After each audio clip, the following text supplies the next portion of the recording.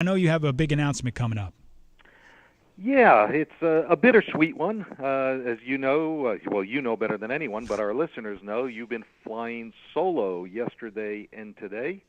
And so I guess the burden falls on me to let everybody know that you're going to be flying solo from now on, it looks like, because our compadre and our Michele Rahal is moving on to pursue other things. He is a busy guy these days. I know he's been up to his ears doing everything from infomercials to his own webisodes and working 50, 60 hours a week. And sadly, it's just reached the point that I guess he can't continue to put in the time that the show requires on the weekend. So, Rob, you're on your own. I know we're gonna miss him, and we wish him the best. There's no doubt we're going to miss him. Last 7 years, 8 years, man, we've been partners here. Nobody to make fun of now. I don't know what I'm going to do, man, but we're going to still have some fun. It was some great times. You are uniquely qualified to make fun of yourself. I am. No issues there. Only I could do that. And you know that. And you'll never run out of material, so look at it that way. Never. You know what? I should do that. Just have a camera follow me around because you'd have a good time just watching that. But yeah, it's we've had some great times. The U.S. Some I remember, some he doesn't remember. Let's just put it that way. But we've had some great times. And very honestly, I mean, I think back to the early days. A very key part of bringing the show out of the ground. And I mean, he was literally my first guest, and then we ended up having some great chemistry, and I asked him to come back. Yeah, and I think it's opened up, opportunities, and a person can only work so many hours a week, and he's got a full plate. So we'll all stay tuned. I'm sure he'll be popping up online and hopefully come back on the show from time to time and update us on all the things he's got going on. Yeah, I told him the door's always open. He can come back on anytime and do some updates with us. That'd be great. All right, 877-99 on Fox. So there's the big announcement that's kind of been going on. A lot of people talking some rumors. I've seen some tweets, Facebook stuff, all very supportive. So thank you very much for all the race fans out there. Appreciate it. And you guys interacting with the show and bringing up, we had many calls today talking about the diversity of racing that we talk about here on this program, because we do. We talk about it all. And right now, Ardy's going to be talking some F1. I know we haven't hit much of that this morning. Obviously, they have the week off, but it was Lewis Hamilton getting the win, his first win. They have the week off, Rob, but they are heading to North America. That's right. The next race on the F1 calendar is Canada. And if you want to see them and you live in North America, I guess that's your one opportunity to get in the car and go there, or get on a plane and go there.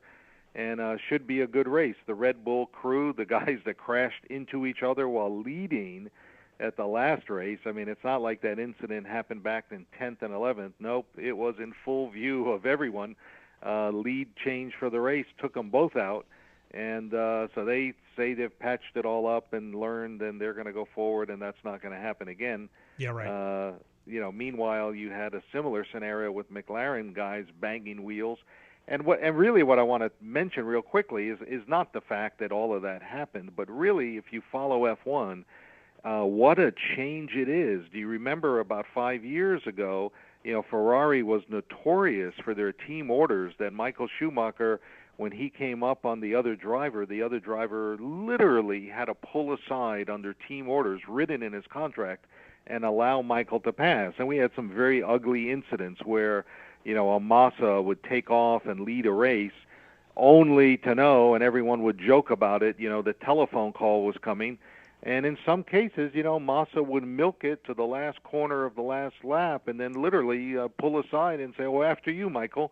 And, of course, the fans were outraged, and the FIA passed regulations to prohibit that. And if nothing else, I can say that type of action of drivers fighting that hard in F1 really is something new, because in the past, the guy with the stronger contract, or quite frankly, the team orders would have been, if you are in the 1-2 position, you must maintain position unless the guy in back is not only faster, Rob, but has to get permission from the team to pass. He would call in on the radio and say something like, I am much faster than the car, without saying, I'm asking permission to pass. And then the guy in front would get a little radio message that would say, you must conserve tires, slow down a bit, you must conserve fuel, something that would be cryptic and he would know, well, that's the boss calling, so, he would do as told. Scooby-Doo, and the other guy would go Scooby-Doo. by. Oh, there's the keyword. I got to get out of the way. But that doesn't happen anymore, and I It's a think good point. you and I included, say it's refreshing. Get out there and race. It is. It's a good point to see these guys going out there. And, another thing that in the team orders, when you were leading the points, if you were a guy that was in second, your teammate was in front of you, hey, let me around. I'm going to get some more points here and because we're battling for a championship here. And there's still a little bit of that. Than the team orders, you were receiving last year when you were racing in the Mustang Challenge, because I remember one transmission when you called into the pits and then you said, so what would you like me to do? And they said, well, get out of the car and go home. Yeah. I didn't listen, though, obviously. I probably should have, because it was raining out. I didn't crash the car, luckily. And, that's one of the funny things. If you ever watch the webcast, during the breaks, we play a little bit of that making of a race car driver that took place in. And I play that rain race from New Jersey. And what an opportunity. I've learned so much. Never raced in the rain. That was my first professional race, and just an exciting time. And I had a great time, great learning experience, but a lot of fun. Nevertheless, that's one thing, hands down, I love doing. It was a bunch of great time there. Hey, Rob, briefly, I wanted to mention, I know you had a caller earlier talking about Alexander Rossi. We talked about this kid, a young American trying to make his way over in Europe. He's 18 years old. He just won. He races in what's called GP3, which is like a stepping stone to GP2 and then eventually into Formula One. I guess in this country, the closest example I could have given, a few years ago would have been Formula Atlantic, that would have taken you to Indy Light, that would have taken you to the Indy 500. And I tell you what, this Alexander seems to be the real deal. He won the GP3 race in Spain. He was on the podium in Turkey. But let me give you some stats on this guy that just puts it in perspective. He's raced in 109 Formula car races in his young career. And out of that, Rob, this guy has already won 35 times with 32 poles. So the only Rossi that's quick in Europe is not the motorcycle guy named Valentino. There's another Rossi in town. This guy's an American, young kid, and keep your eyes on him. I do think he's going to make it to Formula One, because what GP3 has going for it is that all their races are in conjunction with F1, which means you're doing your audition in front of the team managers, in front of the team owners that are looking for talent. And if this guy keeps winning and putting up good marks like that, I think we're not more than a few years away. By the time this guy's 21, we'll probably see him in an F1 car. Oh, well, that'd be great. I mean, how long would that take for a guy like that, especially an American? We always know it's very hard. Scott Speed was in there. It took him a while to get there. And when he got there, he wasn't very light. Well, no disrespect to Scott or anyone else, this guy is doing it differently in the sense that he's been there for a while, he's paying the dues, and he's winning a lot. And let me tell you what, if you're winning a lot, I don't care if you're from Mars. These team owners are not looking for nationality. If you're at the top of the heap, winning races, winning championships, you're going to find a ride and you're going to keep moving up. So I would say if he keeps performing like this and winning in GP3, I have no doubt he's in GP2 next year.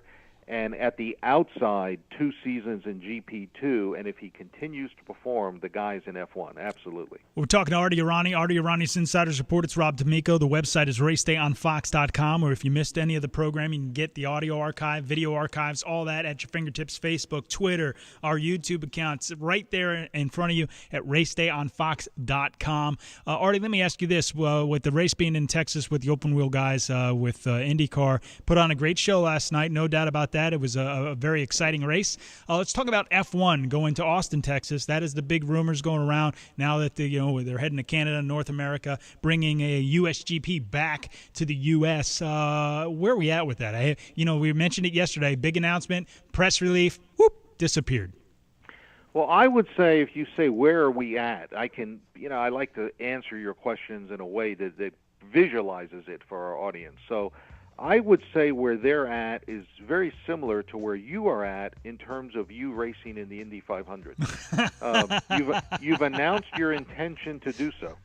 Yeah, I intend to. Yeah, I'll never Exactly. happen. Never happen. Exactly. Hey, all right, man. Ardy Arani's Insider Report. Real quick, can we get the quote of the I got day? 2 of them for you, buddy boy. All First, right. we're going to tip our hat and a get well fast to the other Rossi. That would be Valentino, the motorcycle champion who's been injured in a broken leg in a crash. He gets the runner-up quote of the day. He said, quote, "It was an ugly crash, but my morale is very high, in part because I do very well with morphine." Yeah, I was going to say, that's the medication talking But the right there. quote of the day goes to our dear friend Michele Rahal, and I called him up the morning after the US GP that we attended several years back, and I said to him, "Hey, Michele, that was a heck of an F1 race yesterday, wasn't it?" And he said, quote, "We were at an F1 race?" Yeah, exactly. Like I said, there's some things he remembers and some things he don't.